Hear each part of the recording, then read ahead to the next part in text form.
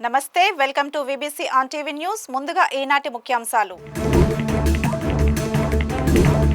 తలసరి ఆదాయంలో విశాఖ జిల్లా ఫస్ట్. రాష్ట్ర సగటు కంటే అధికమని సీఎం చంద్రబాబు ప్రశంస. మహిళల సంక్షేమం కోసమే ఉచిత సిలిండర్లు. ఈ నెలాఖరుతో దీపం 2 గడువు ముగుస్తుందన్న మంత్రి మనోహర్. ఘనంగా మంత్రి అచ్చెన్నాయుడు జన్మదినం. శుభాకాంక్షలు తెలిపిన సీఎం, మంత్రులు, అధికారులు. సీఎంఆర్ఎఫ్ చెక్కులు అందచేసిన ఎమ్మెల్యే వనమాడి. రాష్ట్ర అభ్యున్నతే కూటమి ప్రభుత్వ లక్ష్యమని వ్యాఖ్య. రాష్ట్రంలో ప్రతి జిల్లా అభివృద్ధి చెందాలని ముఖ్యమంత్రి చంద్రబాబు ఆకాంక్షించారు. రెండో రోజు కలెక్టర్ సదస్సులో జోన్ 1 పరిధిలోని 6 జిల్లాలపై సీఎం సమీక్షించారు. కలెక్టర్ల నుంచి 2025-26 యాక్షన్ ప్లాన్ను తీసుకున్న సీఎం జిల్లా స్థాయిలో పాలనపై పలు సూచనలు చేశారు. ఉత్తరాంధ్రలో విశాఖ, అనకాపల్లి, అల్లూరు జిల్లాలో పర్యాటక అభివృద్ధిపై దృష్టి పెట్టాలని సూచించారు. విశాఖలో కనీసం 5,000 హోటల్ గదులు అందుబాటులో ఉండాలన్నారు. అనకాపల్లి, అరకు ప్రాంతాల్లో కూడా అధునాతన వసతులతో పర్యాటకులకు ఆతిథ్యం కల్పించాలని నిర్దేశించారు. ఈ సందర్భంగా ఉత్తరాంధ్ర జిల్లాల కలెక్టర్లు ఆయా జిల్లాల పరిస్థితులను, ఆదాయ వివరాలను సీఎంకు వివరించారు. So Srikakulam for the year 2024-25, the projected GDP stands at 42,217 crores with a target of 16.28%. Will be reaching 49,088 crores. The district stands at 1.59 lakhs of per capita income and will be increasing it to 1.85 lakhs next year. When we do a spatial analysis of this GDP, predominantly 19 mandals are agriculture, 2 mandals are industrial, and 9 mandals are service sector oriented, and that's why it is very imperative to focus on agriculture sector, sir. Going sector wise, agriculture and allied sector, so we are expecting and targeting 10,000 hectares of area expansion in maize and pulses. For early detection of pests, we are targeting NPSS and APSS, and 26,000 farmers would be targeted, sir. Particularly drone spraying is being targeted. 3,100 groups, the groups of farmers which are having the farms which are adjacent to each other, particularly 5 acres to 20 acres have been formed. This was because the drone operators were not willing to take up drone spraying in a small patch of land. తలసరి ఆదాయంలో విశాఖ జిల్లా రాష్ట్రంలోనే తొలి స్థానంలో ఉందని ముఖ్యమంత్రి చంద్రబాబు ప్రశంసించారు. రాష్ట్ర సగటు కన్నా విశాఖ ఎక్కువ తలసరి ఆదాయం సాధిస్తుందంటూ అభినందించారు. విశాఖ తరువాత అనకాపల్లి, అల్లూరు జిల్లాలు నిలుస్తున్నాయని, శ్రీకాకుళం జిల్లా తలసరి ఆదాయంలో బాగా వెనుకబడి ఉందన్నారు. జిల్లాలో వ్యవసాయ, పారిశ్రామిక రంగాలను ప్రోత్సహించి ప్రజల జీవన ప్రమాణాలను పెంచాల్సిన అవసరం ఉందని ఆయన అభిప్రాయపడ్డారు. కొత్తగా ఏర్పడిన అనకాపల్లి, అల్లూరి, పార్వతీపురం, మన్యం జిల్లాల్లో కలెక్టరేట్లతో పాటు ఇతర ప్రభుత్వ కార్యాలయాల నిర్మాణానికి నిధులు కేటాయిస్తామని సీఎం తెలిపారు. అల్లూరు జిల్లాను పూర్తిగా సేంద్రియ వ్యవసాయం దిశగా ప్రోత్సహించాలని, విశాఖ, అనకాపల్లి జిల్లాలో పారిశ్రామికంగా అభివృద్ధి చెందేలా కలెక్టర్లు యాక్షన్ ప్లాన్ అమలు చేయాలని చెప్పారు. ఇప్పటికే అనకాపల్లి జిల్లాకు భారీగా పరిశ్రమలు వస్తున్నాయని, ఈ పరిశ్రమల్లో పనిచేసే వారికి వసతి సమస్య రాకుండా ఇళ్ల నిర్మాణాలను కూడా ప్రోత్సహించాలని సీఎం సూచించారు. ఆ జిల్లా భవిష్యత్తు పైన అందుకే ఇటు మంత్రులున్నా, అటు ఇన్ఛార్జ్ సెక్రటరీస్ ఉన్నా, అటు జోనల్ ఇన్ఛార్జ్ ఉన్నా, కలెక్టర్స్ ఉన్నా, జిల్లా అడ్మినిస్ట్రేషన్ ఉన్న అందరి రోల్ ఉంది. ఇక్కడికి వచ్చినప్పుడు బ్రాడ్గా మీరు చూస్తే ఈరోజు రాష్ట్రంలో ఈ సంవత్సరం మనం టార్గెట్ పెట్టుకున్నది 3,11,004 రూపాయలు పర్ క్యాపిటా ఇన్కమ్ ఆవరేజ్. ఈ సంవత్సరం మనం గ్రో అయింది 12.02%. ఇప్పుడు మీరందరూ నాకు అన్ని విషయాలు చెప్పారు, కానీ ఇక్కడ నేను అన్ని మా ఫైనాన్స్ కూడా ఇవ్వకపోతే, ప్లానింగ్ కూడా ఇవ్వకపోతే నేను ఇప్పుడు రాసుకుంటూ కూర్చున్నాను మొత్తం డేటా అంతా, వచ్చిన డేటా అంతా. శ్రీకాకుళం ఇప్పటికే ఆ జిల్లాల్లో మీరు చూస్తే 6 జిల్లాల్లో highest per capita income Visakhapatnam, second highest per capita income Anakapalli. ఈ ప్రజలకు కూడా వెళ్ళాలి, వాళ్ళు కూడా స్ఫూర్తి రావాలి, మీలో కూడా చైతన్యం రావాలి. విశాఖపట్నం ఈ సంవత్సరానికి మనం 4,86,235 నుంచి 5,32,893 రూపాయలు పర్ క్యాపిటల్ ఇన్కమ్ పెరుగుతుంది. Highest in the state Visakhapatnam.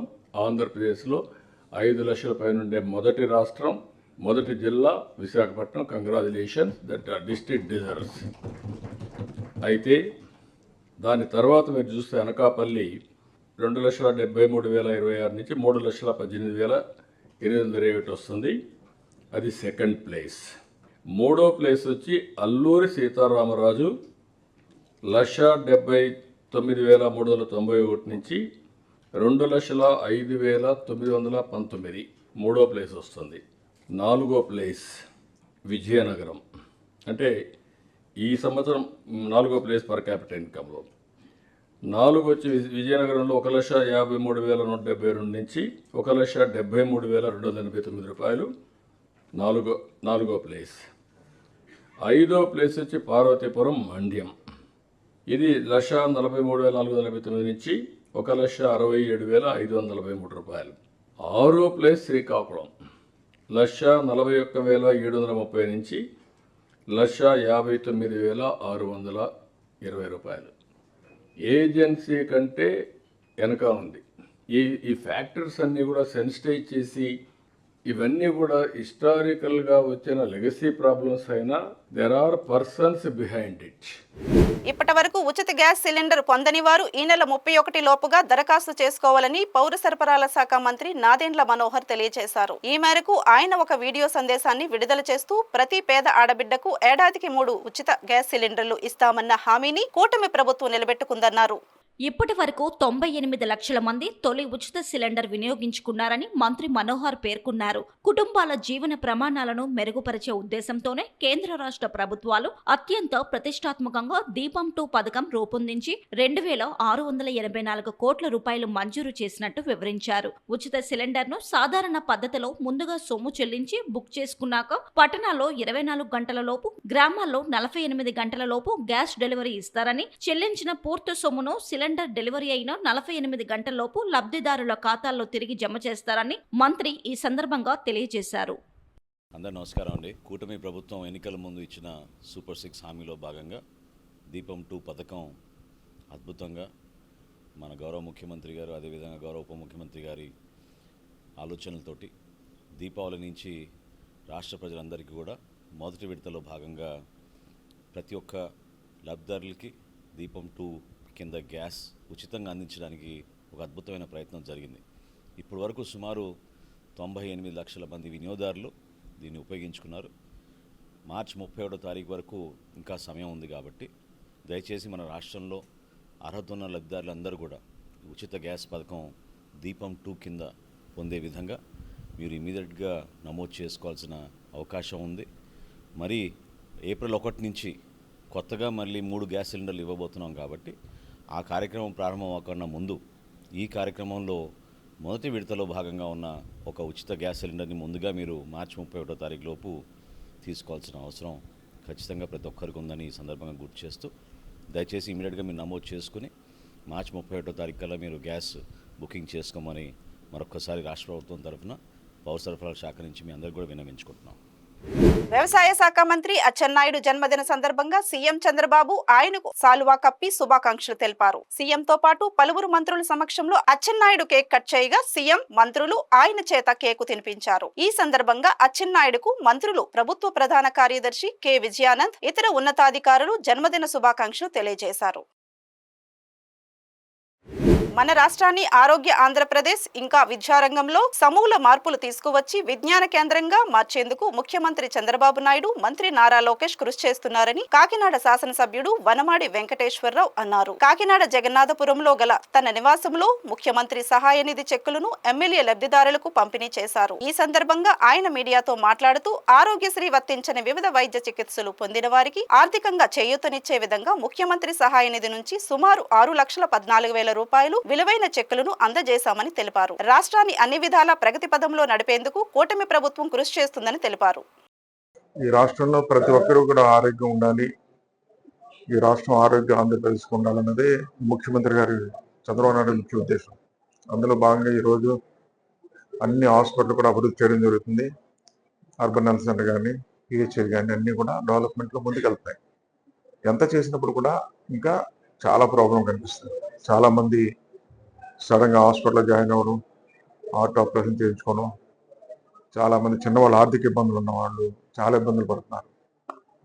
అలాంటి సడన్గా వైద్యం చేయించుకున్న వాళ్ళకి ఇబ్బంది పడిన వారికి వాళ్ళు అప్పులు చేసి వైద్యం చేయించుకున్న వాళ్ళు కూడా ఉన్నారు చాలామంది. అలాంటి వాళ్ళు మా దగ్గరికి వచ్చినట్టంటే ఆ బిల్లులు పెట్టుకుని వస్తే చంద్రబాబు ముఖ్యమంత్రి గారి దృష్టిలో పెడితే వాళ్ళు ఆర్థికంగా సాయం అందిస్తున్నారు. ఆ విధంగానే చాలా మందికి కోట్లాది రూపాయలు ఇచ్చే ఉంటారు ఈ సంవత్సర కాలంలో. ఇలా మనస్ఫూర్తిగా ఈ రోజున ఈ కాకినాడలో ఎవరైతే వైద్యం చేయించుకుని ఆర్థిక ఇబ్బందులు పెడుతున్నారో అలాంటి వాళ్ళందరూ మా దగ్గరికి వస్తే మేము ముఖ్యమంత్రి గారు చంద్రబాబు దృష్టిలో పెడితే సహాయం చేస్తున్నారు. ఈరోజు ఆ కుటుంబాలందరి తరపున చంద్రబాబు నాయుడు గారికి ధన్యవాదాలు తెలియజేసుకుంటున్నాం.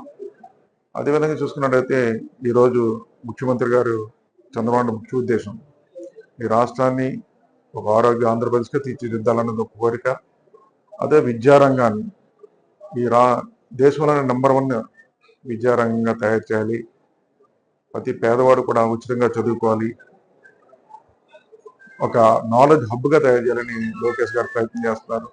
అదే అన్ని రంగాల్లో కూడా రాష్ట్రం ముందంజలో ఉండాలని ఈరోజు ఈ కూటమి ప్రభుత్వం కృషి చేస్తుంది. దానికి ప్రజలు కూడా తనకు అనుగుణంగా ముందుకెళ్ళి ఈ రాష్ట్రాన్ని అన్ని విధాలా కాపాడుకోవాలని మీ ద్వారా తెలియజేస్తున్నాను. సాధారణంగా విద్యార్థులకు ఏటా పరీక్షలు జరుగుతాయి. కానీ ప్రతి ఏటా ఫిబ్రవరి, మార్చి నెలలో సినిమా థియేటర్లకు అన్ సీజన్ గా భావిస్తారు. ఎందుకంటే విద్యార్థులంతా ఫిబ్రవరిలో పరీక్షలకు ప్రిపరేషన్ లో ఉంటారు. వీరి కుటుంబ సభ్యులు కూడా ప్రిపరేషన్ లో సహకారం అందిస్తారు. ఇక మార్చిలో ఇంటర్ పరీక్షల కారణంగా చాలా వరకు సినిమా థియేటర్లు వద్ద ప్రేక్షకులు కరువై వెలవెలబోతున్నాయి. ప్రస్తుతం 10వ తరగతి పరీక్షలు జరుగుతున్నాయి. దీంతో విద్యార్థులు వారి తల్లిదండ్రులు కూడా సినిమాలకు దూరంగా ఉండాల్సిన పరిస్థితి నెలకొంది. రాష్ట్రంలో అన్ని సినిమా థియేటర్లకు ఇప్పుడు పరీక్ష మాదిరిగానే ఉందంటే అతిశయోక్తి కాదు. ఫిబ్రవరిలో తండేల్ సినిమా మాత్రమే విజయం సాధించింది. ఆన్ సీజన్ లో కొన్ని సినిమాలు రీ రిలీజ్ కావడం విశేషం. సీతమ్మ వాకిట్లో సిరిమల్ల చెట్టు, సలార్, ఎవడే సుబ్రహ్మణ్యం వంటి సినిమాలు రీ రిలీజ్ అయ్యాయి. ప్రస్తుతం థియేటర్లో కోర్ట్, పెళ్లికాని ప్రసాద్, చావా, ఆర్టిస్ట్ వంటి సినిమాలు ప్రదర్శిస్తున్నారు. ఏ షో కూడా హౌస్ఫుల్ కాని పరిస్థితి నెలకొంది. కోర్ట్ సినిమా మాత్రమే ఈ పరీక్షలు తట్టుకొని విజయం సాధించడం విశేషం. ఈ సినిమా అప్పుడే 50 కోట్ల క్లబ్లో చేరిపోయి జైత్రయాత్ర సాగిస్తోంది.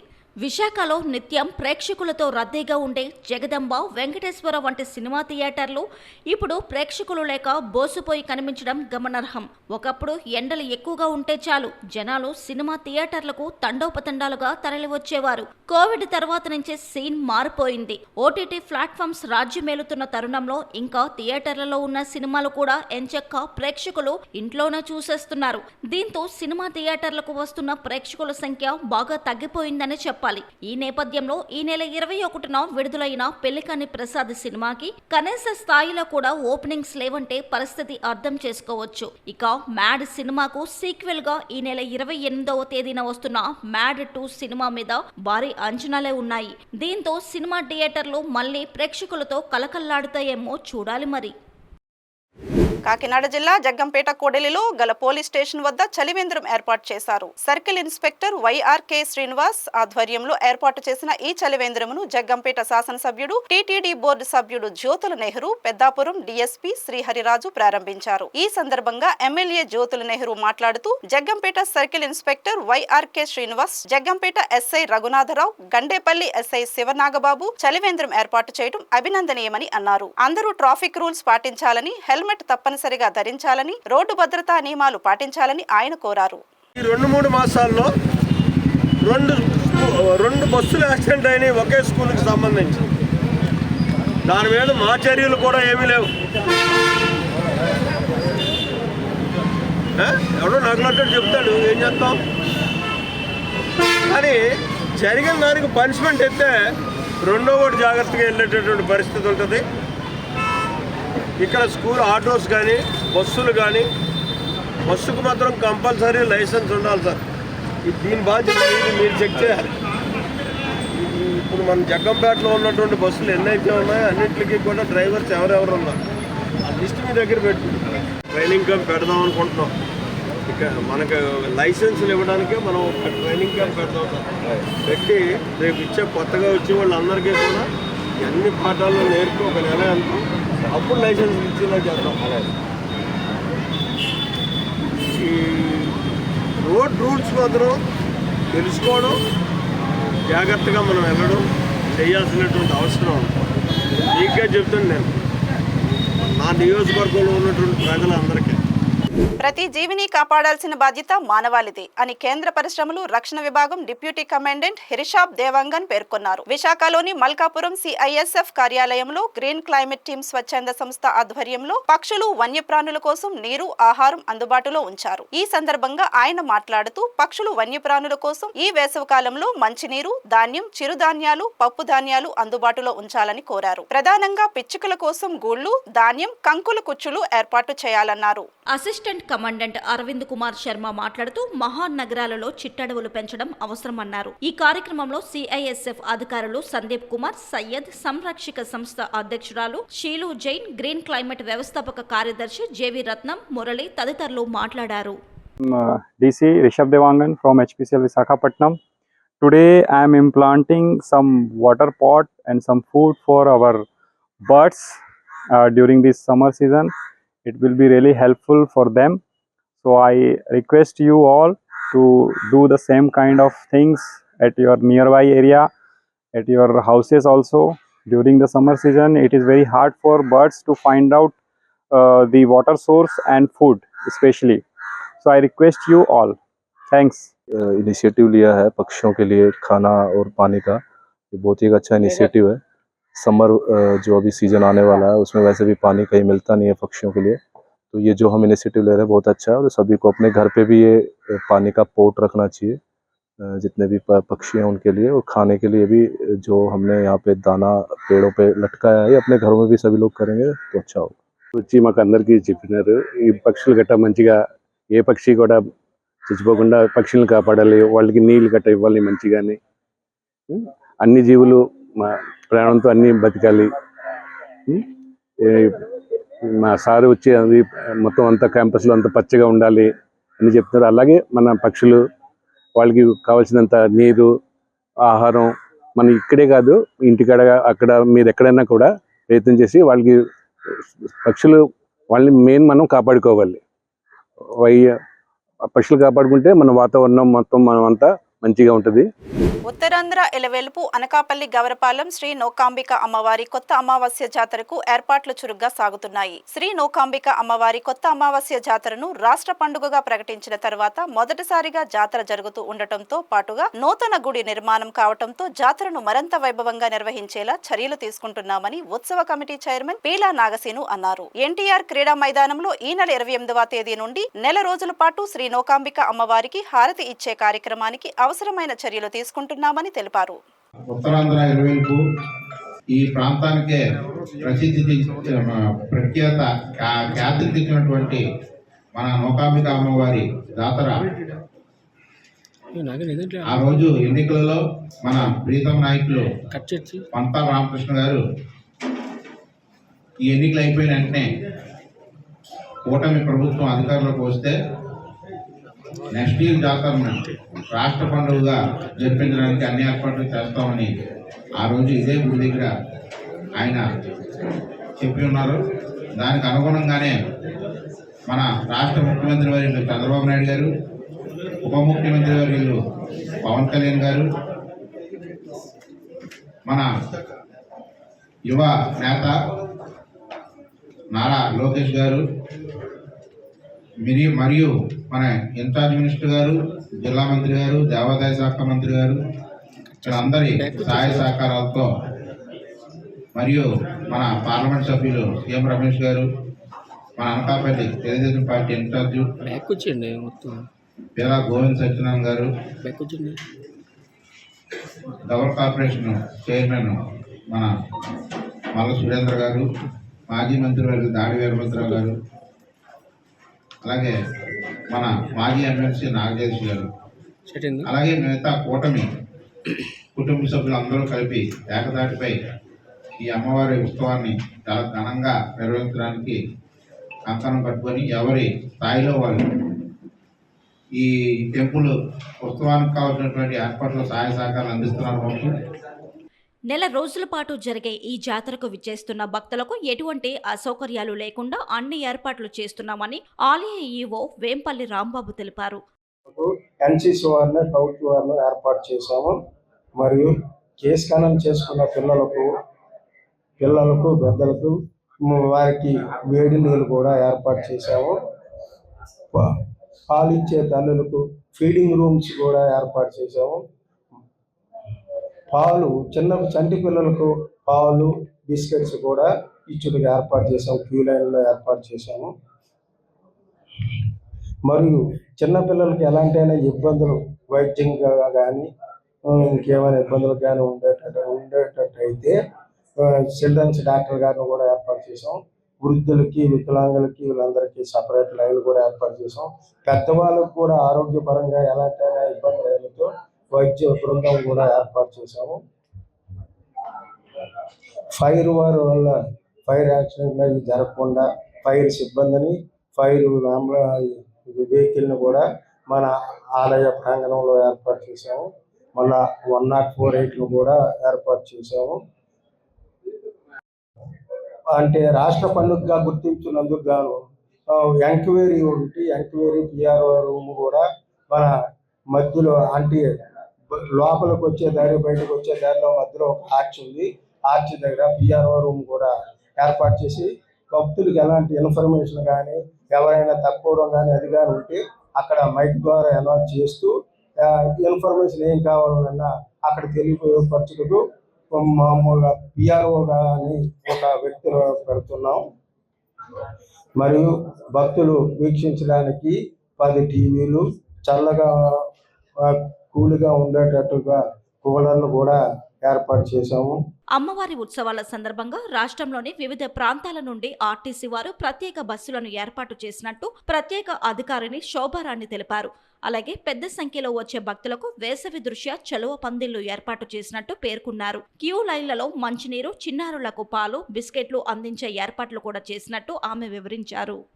స్టీల్ సిటీ, చోడవరం, విజయనగరం, ఎల్లమంచిలి, పాయకరావుపేట, పాడేరు, తుని, కాకినాడ, రాజమహేంద్రవరం, ఎస్కోట, శ్రీకాకుళం చాలా దూరాల నుంచి కూడా స్పెషల్ బస్సులు వేశారు. భక్తులకి ఎటువంటి ఇబ్బంది కలగకుండా మన దేవస్థానానికి వచ్చాక కిందటి సంవత్సరం మీద చాలా వైడ్గా పందిళ్ళు, చలువ పందిళ్ళు వేయడం జరిగింది. చాలా తక్కువ చూస్తాం. ఈ దేవస్థానంలో తాటాకు పందిళ్ళు వేశారు. ఎండ అనేది తగలకూడదని పందిళ్ళ పరిధి పెంచి ఎక్కువ మంది భక్తులు పందిళ్ళ కింద అకామిడేట్ చేయాలి, ఎండ తగలకూడదనేది ఉద్దేశంతో ఈ సంవత్సరం పందిళ్ళను కూడా పెంచారు. భక్తులకు ఎటువంటి ఎండ ఇబ్బంది కలగకూడదు. బాత్రూమ్స్, టాయిలెట్స్ కూడా ఉన్నవాటికన్నా టెంపరీ టాయిలెట్స్ పెంచారు. అలాగే క్యూ లైన్స్ వెంబడే మంచినీళ్ళు, చిన్నపిల్లలు ఉంటే పాలు, బిస్కెట్స్ లాంటివి ఇచ్చే ఏర్పాట్లు కూడా జరుగుతున్నాయి. జీవీఎంసీ వాళ్ళు మంచినీళ్ళు సప్లై చేస్తున్నారు. ఇంకా మిగిలిన మెడికల్ అండ్ హెల్త్ వాళ్ళు ఏమో మెడికల్ క్యాంప్స్ పెట్టారు 2 చోట్ల. 108 అంబులెన్స్ కూడా అందుబాటులో ఉంచుతున్నారు. ఫైర్ డిపార్ట్మెంట్ వాళ్ళు ఫైర్ ఇంజిన్స్ కూడా అందుబాటులో ఉంచారు. నూకాంబిక అమ్మవారి ఉత్సవాలు సందర్భంగా శూలాలు ధరించిన మాలాధారణ భక్తులతో ఊరేగింపును ఎమ్మెల్యే కొనతాల రామకృష్ణ ప్రారంభించారు. అమ్మవారి ఆలయం నుంచి ప్రారంభమైన ఊరేగింపు గవరపాలెం పురవీధుల గుండా సాగింది. నూకాంబిక నామస్మరణతో పరిసరాలన్నీ మారుమోగాయి. కాగా అమ్మవారి ఊరేగింపులో ఏర్పాటు చేసిన పులివేషాలు, నవశక్తుల వేషధారణలో కళాకారులు చేసిన నృత్యాలు, అఘోరాల నాట్యం, కోలాటాలు, తప్పెడగుళ్లు, సాముగరడీలు ప్రత్యేక ఆకర్షణగా నిలిచాయి. పెద్ద సంఖ్యలో మహిళలు అమ్మవారి ఘటాలతో ఊరేగింపులో పాల్గొన్నారు. ఉత్తరాంధ్ర ప్రజలు ఆరాధ్య దేవత అనకాపల్లి శ్రీ నూకాంబిక అమ్మవారిని ఎమ్మెల్యే కొనతాల రామకృష్ణ అన్నారు. 12 అడుగుల అమ్మవారి నూతన ఉత్సవమూర్తిని ఘటాలను ఆయన ఆవిష్కరించి హారతులు సమర్పించి ఊరేగింపును ప్రారంభించారు.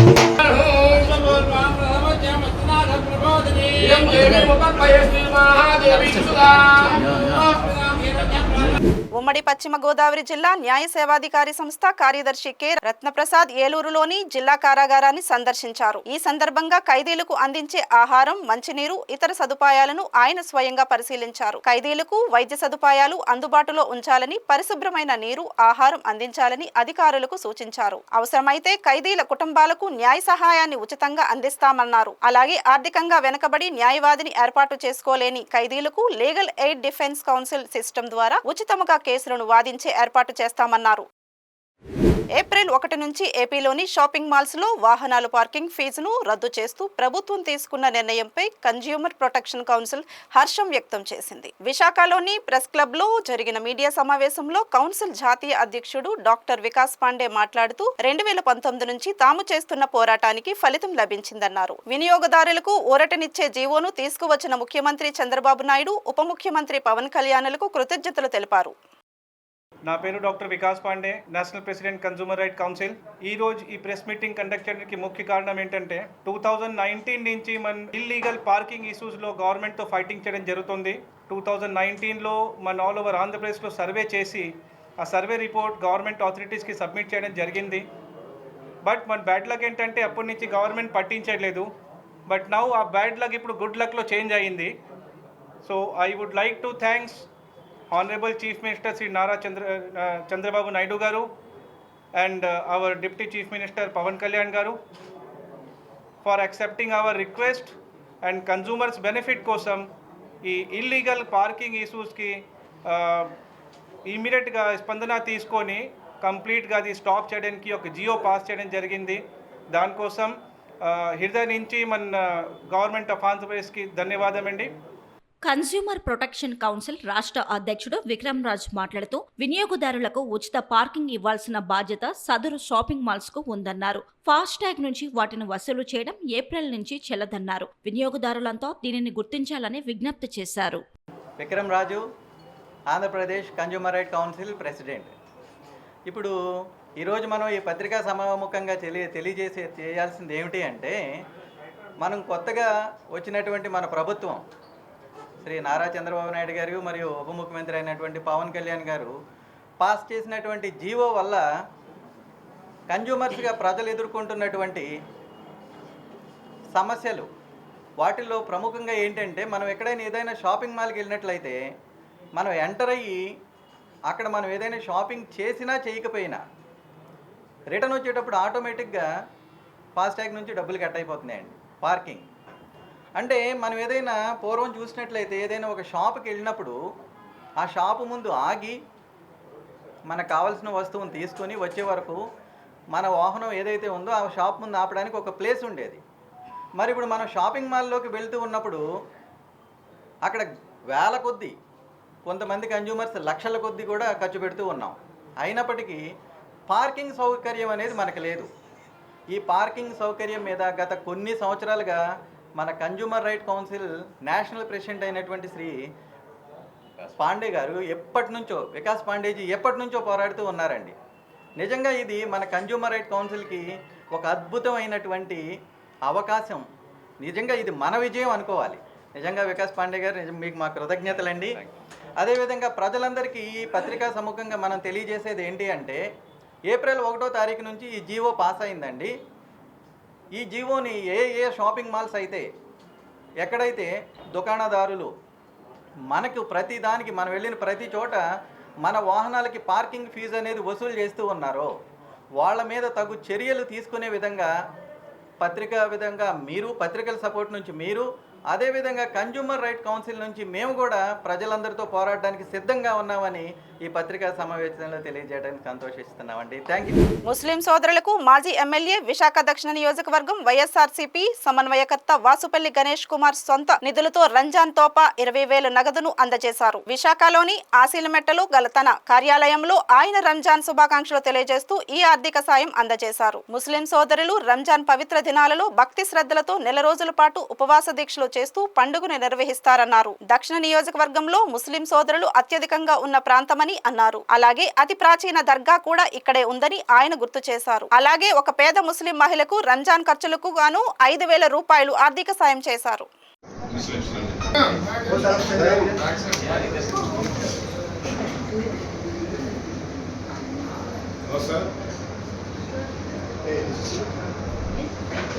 రీజనల్ పాస్టర్స్ అసోసియేషన్ ఆధ్వర్యంలో తెలంగాణలోని కామారెడ్డి పట్టణంలో మీడియా సమావేశం నిర్వహించారు. క్రైస్తవ నాయకుడు పాస్టర్ ప్రవీణ్ పగడాల అకాల మరణంపై ఉన్న పలు అనుమానాలను నివృత్తి చేసి క్రైస్తవ సమాజానికి తెలియపరచాలని అసోసియేషన్ అధ్యక్షుడు పాస్టర్ కృపాకర్ డిమాండ్ చేశారు. ఆయన మాట్లాడుతూ రోడ్డు యాక్సిడెంట్ మీద పోలీసులు సమగ్ర విచారణ జరిపి న్యాయం చేయాలన్నారు. అది రోడ్డు ప్రమాదమా లేక హత్య చేశారా అన్నది సమాజానికి తెలియజేయాలని డిమాండ్ చేశారు. క్రైస్తవ సమాజం కోసం అలుపెరగని పోరాటం చేసిన దైవజనుడని, ఆయన మరణ వార్త 2 తెలుగు రాష్ట్రాలలో క్రైస్తవ సమాజానికి తీరని లోటని వాపోయారు. గొప్ప దైవజనుడు, ఆయనను అక్కడ ఏదైతే ఆయన శవం దగ్గర చూసినట్టయితే అది సాధారణమైనటువంటి మరణంలాగా లేదు. అది కొంతమంది దుండగులు హత్య చేసినట్టుగా ఉంది. అది పోస్ట్ మార్టం ఇంకా రిపోర్టు రాలేదు. అది వచ్చిన తర్వాత ఆ దుండగులు ఎవరో వారిని పోలీసు వ్యవస్థ వారిని పట్టుకొని క్రైస్తవ సమాజానికి న్యాయం చేయాలి. ఈరోజు ఆ వ్యక్తిని, ఆ పాస్టర్ గారిని మరి చంపేశారు. రేపు పాస్టర్స్ అంతా గ్రామాలలో ఎక్కడెక్కడో సేవ చేస్తూ ఉన్నారు. వారికి కూడా సెక్యూరిటీ లేనటువంటి పరిస్థితి ఉంది. స్వతంత్రం వచ్చినటువంటి 76-77 సంవత్సరాల క్రితం నుంచి కూడా, రాజ్యాంగం అమలై 50 సంవత్సరాల పైకి పడినప్పటికీ కూడా ఇంకా మనకు మరి స్వేచ్ఛ స్వాతంత్రాలు లేవు. మరి రాజ్యాంగంలో ఆర్టికల్ 25లో రాయబడినటువంటిది మీరు నమ్మిన మతాన్ని ప్రచారం చేసుకోవచ్చు, ప్రవచించవచ్చు, మరి దానిని వ్యాప్తి చెందుకోవచ్చు అని 3 రకాల పాయింట్స్ మనకు రాజ్యాంగంలో రాయబడి ఉన్నాయి. వాటిని ఆధారంగా చేసుకుని మేము రాజ్యాంగానికి లోబడే మా పరిచర్యలను కొనసాగిస్తూ ఉన్నాం. అయితే ఇట్టి పరిచర్యలను ఎవరైతే అడ్డుకుంటారో అది రాజ్యాంగ విరుద్ధం. వారు రాజ్యాంగ విరుద్ధంగా ప్రవర్తించిన వారు ద్రోహులు. వారికి శిక్ష పడాల్సిన అవసరం ఉంది. కానీ మేము ఎంతో యేసుక్రీస్తు చెప్పిన ప్రేమను బట్టి మేము మౌనంగా ప్రతి ఒక్కరిని సహిస్తూ ముందుకు వెళ్తున్నాం. క్రైస్తవుల యొక్క సంయమనాన్ని, మా యొక్క సహనాన్ని వారు బలహీనతగా తీసుకుంటే అది మంచిది కాదు. కాబట్టి మేము హెచ్చరిస్తూ ఉన్నాం, ఎవరైనా సరే క్రైస్తవులు బలవంతపు మత మార్పులు అనే ఏదైతే ముద్ర వేస్తున్నారో దానిని మానుకోవాలి. ఆ మాటను ఎప్పుడు చెప్పకూడదు. ఎందుకంటే మేము అవసరం ఉన్న వాళ్ళే మా దగ్గరికి వస్తారు. కాబట్టి ఏ వ్యక్తి అయినా సరే తన ఇష్టంకి వచ్చినటువంటి మతాన్ని అవలంబించవచ్చు, ఆచరించవచ్చు. తను ఆచరించింది మంచిదైనప్పుడు ఇతరులకు కూడా చెప్పవచ్చు. దీనిని వాళ్ళు అడ్డుకోవడము రాజ్యాంగ విరుద్ధమే. కాబట్టి అట్టి వ్యక్తులు ఏ వ్యవస్థ అయినప్పటికీ కూడా, వ్యక్తులైనప్పటికీ కూడా వారు చట్ట ప్రకారంగా శిక్షార్హులే. కానీ చట్టం అమలు చేసే వ్యవస్థలు ఏవైతే ఉన్నాయో అవి నిర్వీర్యం అవుతున్నాయి. ఒక వ్యవస్థకు, ఒక మతానికి వారు వత్తాసు పలుకుతూ ఇతరులను, మత మైనారిటీలను, దళితులను, మరి బలహీన వర్గాలను అణగదొక్కుతున్నటువంటి ప్రభుత్వాలుగా ఉన్నాయి. ఈ ప్రభుత్వాలు చాలా జాగ్రత్తగా ఇవన్నీ గమనించి ప్రతి ఒక్కరికి జీవించే హక్కు ఉంది.